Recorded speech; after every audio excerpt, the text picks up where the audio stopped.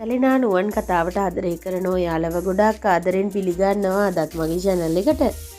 මම අද ඔයාලත් එක්ක කතා කරන්න හිතුවේ වර්ෂට රන්දි මුල ඉඳන්ම කියන ඇත්ත කතාව සම්බන්ධයෙන්. ඉතින් වීඩියෝ එකට යන්න කලින් මම ඔයාලගෙන් පුංචි ඉල්ලීමක් කරනවා.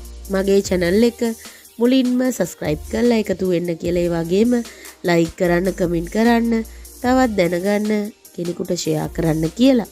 ඉතින් වර්ෂා මේ වෙද්දී ලොකු වැරදි වැටහීමක ඉන්නේ. මොකද එයාට අහන්න ලැබුණු දේවල් එක්ක එයා පොඩ්ඩක් හිතේ අමාරුවෙන් ඉන්නේ. මොකද බිනුරයි අරෝෂයි දෙන්නත් එක්ක රන්දි ගැන වගේම දහම් ගැන කිව්වේ මහ වැරදි දේවල් ගොඩක්. ඉතින් මේ වෙද්දී ඒවා පිළිගන්නවද නැද්ද කියන තැන අතරමං වෙලා වර්ෂා ඉන්නේ. ඉතින් වර්ෂා හිතනවා දහම් කීයටවත් ඒ වගේ දෙයක් කරන එකක් නැහැ, වර්ෂට බොරු කරන එකක් නැහැ කියලා. නමුත් රන්දිත් එහෙම කරන එකක් නැහැ කියලා හිතුවා වුණාට මේක රන්දි එක කතා කරලා විසඳ ගන්න ඕන ගැටලුවක් කියලා තමයි ඇත්තටම හිතන්නේ. මොකද වර්ෂගේ හිතේ තියෙන ප්‍රශ්නවලට උත්තර රන්දිගෙන් දැනගන්න පුළුවන් කියලා මේ වෙලාවේ හිතනවා. ඉතින් ඇත්තටම වර්ෂා ආවේ දහම්ව හොයාගෙන උනත් මෙතනදී මේ ඇති වෙච්ච සිදුවීමත් එක්ක වර්ෂා පොඩ්ඩක් මේ ප්‍රශ්නෙත් එක්ක ගොඩක් දුකින් ඉන්නවා. ඉතින් වර්ෂා අහනවා රන්දිගෙන් ඇත්තරම මොකද සිද්ධ වුනේ දහම් අයියා ගැන, ඔයා ගැන හැමදේම මට දැනගන්න ඕන කියලා.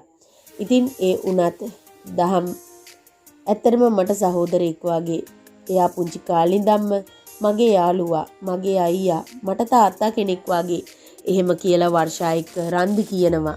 ඒ කියන්නේ ආදරයක් තියෙනවා, ඒ තියෙන්නේ සහෝදරයෙකුට, ඒ වගේම තාත්තෙකුට, අයියෙකුට, එහෙම කෙනෙකුට වගේ ලොකු ආදරයක්, ඒ බැඳීමට ඇත්තටම නමක් නැහැ කියලා රන්දි වර්ෂට තේරුම් කරලා දෙනවා.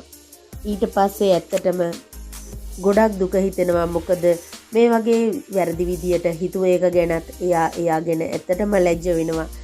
ඇත්තටම දෙන්නත් එක්ක එකතු වෙලා දහම් අයියා හොයාගමු කියලා මෙතනදී දෙන්නම කතා කරගන්නවා. අනිවාර්යෙන් රන්දි උදව් කරાવી වර්ෂාට දහම්ම හොයාගන්න.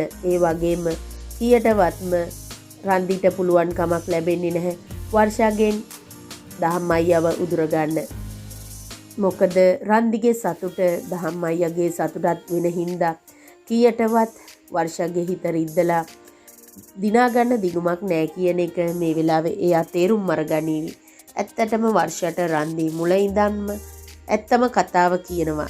එයාගේ හිතේ ලොකු බලාපොරොත්තුවක් තිබුණා දහම් අයියා දිනු වෙලා තැනකට එනකොට.